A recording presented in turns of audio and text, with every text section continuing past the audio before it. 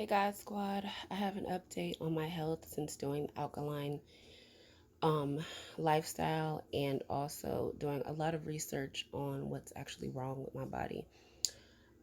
So I went to church a few weeks ago, and there is an elder there who we love.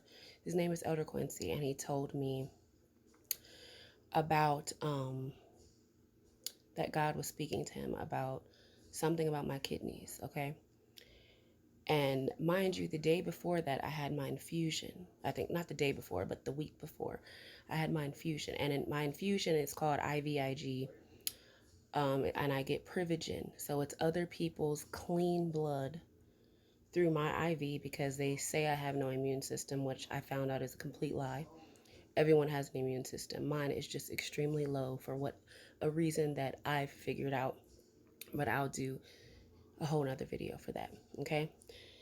So the day after I go to, or after church, when he tells me something about my kidneys, I was already thinking like, man, I read the bottle for my IVIG, which, like I said, is my infusion.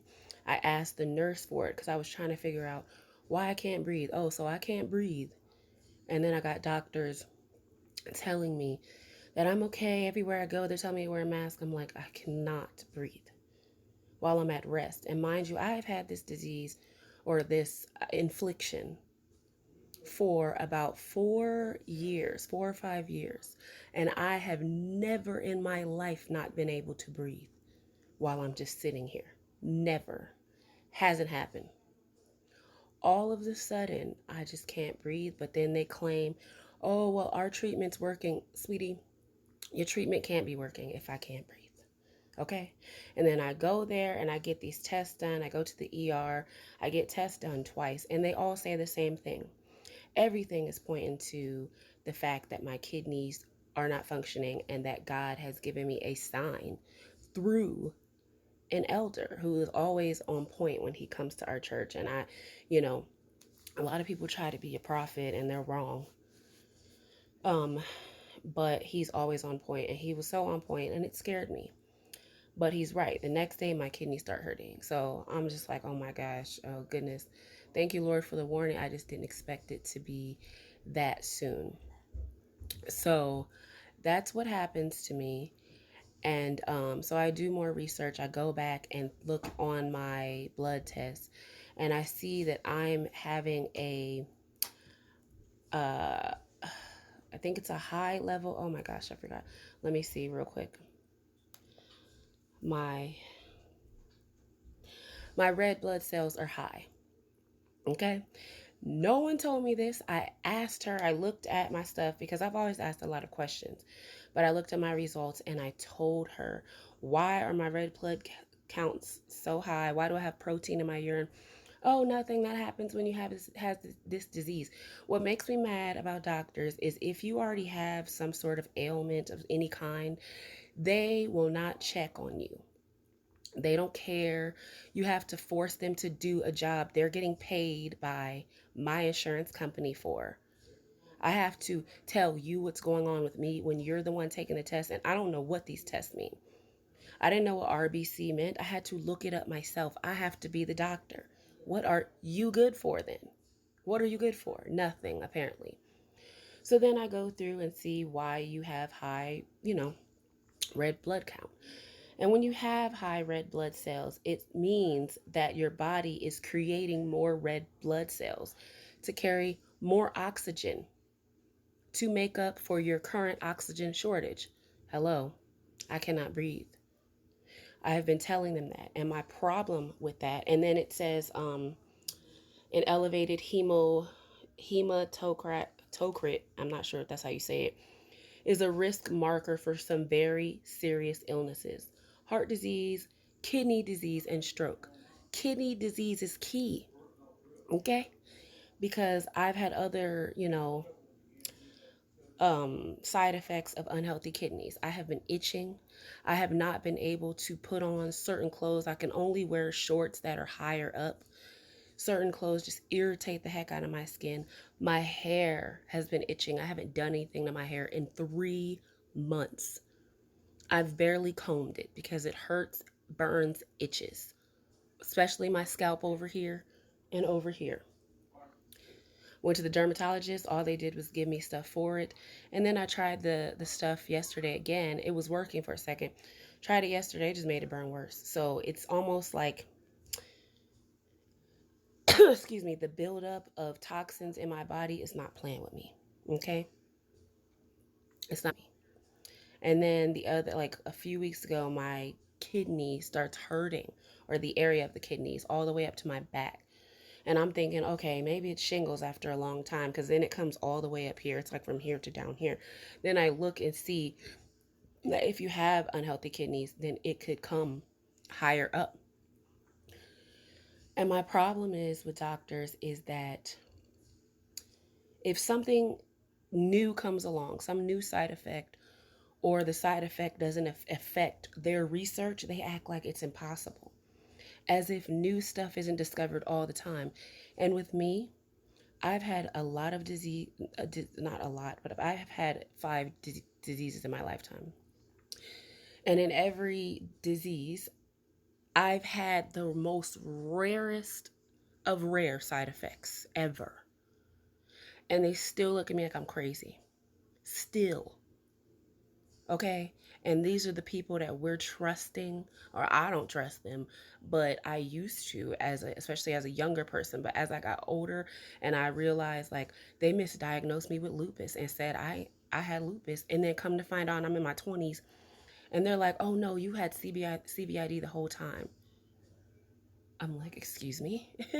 Excuse me, isn't your job? Y'all did a whole kidney biopsy and said I had lupus. So I'm starting to feel like they flat out lied to me. And I know for a fact that I was lied to about my knee, around my hips.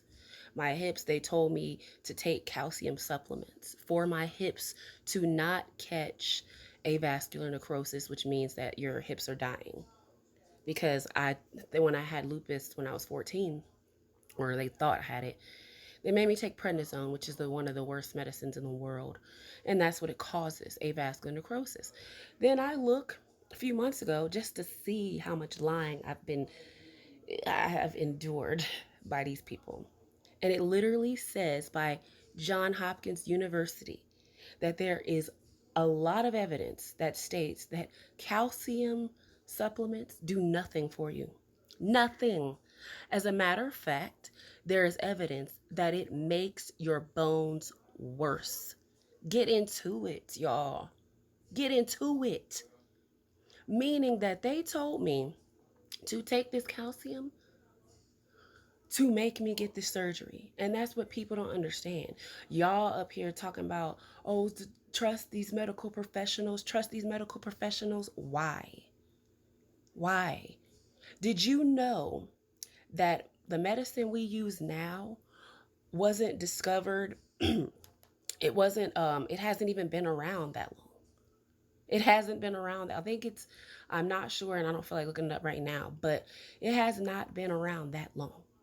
I think if I'm not mistaken, it started in the 1800s. If I'm not mistaken, you guys, don't quote me on that, but just Google it right now. I'll Google it in a second, but I don't feel like looking that up. I saw a video of the Rockefellers who actually changed and started modern medicine. They are the ones who helped create. I'm sure there was other people who helped them create it, but before that, it was natural medicine that they've been using for all of this time. And now if you say anything about natural medicine, they want to call it alternative medicine. Like, how is something that was intended for our bodies, how is it alternative when at one point it was the only option? And I get so mad when I try to explain stuff to them about my disease when I've done my research on this disease, on these diseases. I know what I'm talking about. And then I go in a doctor's office and they try to make me feel like I'm stupid. I don't care how long you've been in school. I have researched my body and I actually am going through all the symptoms that I'm looking up right now. The Lord was trying to warn me about my kidneys for a reason. A reason. And I just told my doctor, like, something's not adding up. And I'm just going to see what he responds back to, just so I could tell him I'm not taking the IVIG anymore. Pray for me, y'all, because I was trying to tell him the IVIG doesn't really work. Because when I was on IVIG for a couple of years, I think it was a couple of years, I was still catching stuff like crazy, crazy. Colds lasting 30 days, colds lasting 3 weeks. I was catching the flu like it was going out of style. And it would last for a long time. So you can't talk to me about the IVIG working, because if it worked so well, I wouldn't need an antibiotic. I'm on an antibiotic every single day because the IVIG doesn't work. It doesn't work. And my parents in the beginning were saying, that's nasty, that's nasty. But I was saying to them, you're right, but what is my other option? And I thought it was going to work. I did research on it, and it claimed it worked until I saw the warning signs. I just seen those warnings because I could not find the warning signs. Now I cannot really sleep. My sleep sucks right now. It's terrible. I can't sleep. I'm itching. My hair is burning. I can't use any type of anything on my hair. I haven't done my hair. I'm not putting perms in my hair anymore, period. But I can't do anything to my hair. No matter how many showers I take, my skin itching like crazy. Like, it's crazy. I have red blood counts. I have red blood cells in my blood, and I have protein in my urine. And protein is supposed to stay in your body. It's not supposed to be in your urine. That is a sign of unhealthy kidneys. But yet I'm being lied to by doctors. I could never look at them the same. Never, ever. I mean, of course, you never trust doctors, but to know that if you're withholding information at all, you're lying. I don't care what you say. I don't care what you say. Like, stop playing. And then people are sitting up here trying to don't ever come to me telling me to trust the medical professionals about none of this stuff you see going on, because I don't and won't. All masks do is kill you. That's all they do. If they really help the spread, then the numbers wouldn't so-called be going up. So cut it out with that bull crap. Don't talk to me about a mask when I'm out and I'm trying to spare people. If I can't breathe right now while I'm sitting in my room, what makes you think I could breathe with a mask on?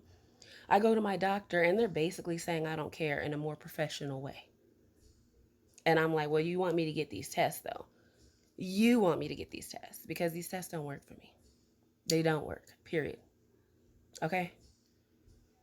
And that's a fact. But when I went there and told them that I couldn't handle it, they're just like, well, you have to wear a mask in here. And I'm like, and I'm not. And I'm not. What are you going to do? Nothing. Nothing.